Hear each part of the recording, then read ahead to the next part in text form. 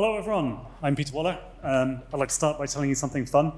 I worked on a project called many-clangs, and with many-clangs we can take the 100 or so commits of LLVM we do a day, and every build of that, of every binary, LLVM and clang, we can compress 1 month, 2,000 to 3,000 commits worth of those binaries into 100 megabytes. And we've done that for a lot of time going back to 2019. I'm working with Matt Godbolt to try and get it connected to Compiler Explorer, but naturally we're both a bit short on time, so if you know anyone who's interested in getting involved in this area, please come find me. And without further ado, let's talk about Bolt. If you don't know what Bolt is, it's the binary optimization layout tool. It's an LLVM project, and it takes binaries as input. And if you saw Reed's talk this morning, there's a fun problem when you're trying to test things. You need to have a common language and a common way of sharing across the community what these binaries are. So the challenge is that these are tricky to make, share, and maintain in the face of change. And I'm talking about binaries like Chromium, where they have a lot of input dependencies, and getting back to the same binary can be a pain. So there are various technologies out there that you will no doubt have heard of or be thinking about at this point, and I want to just kind of discuss them for a moment and how I think about them.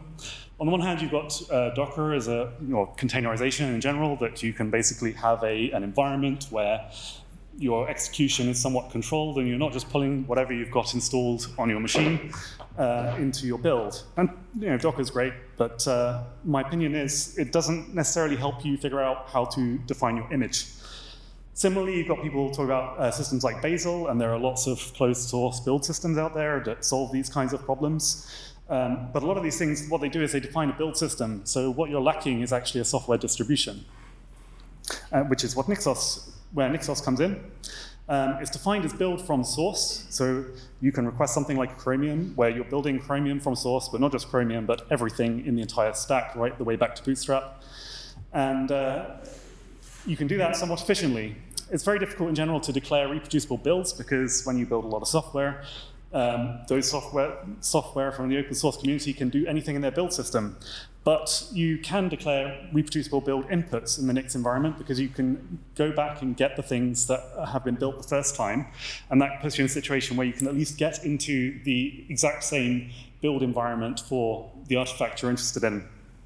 And Nixos is a huge distribution, and it's very up to date. It receives hundreds of commits a day, and essentially you can build the whole thing from source at a given commit.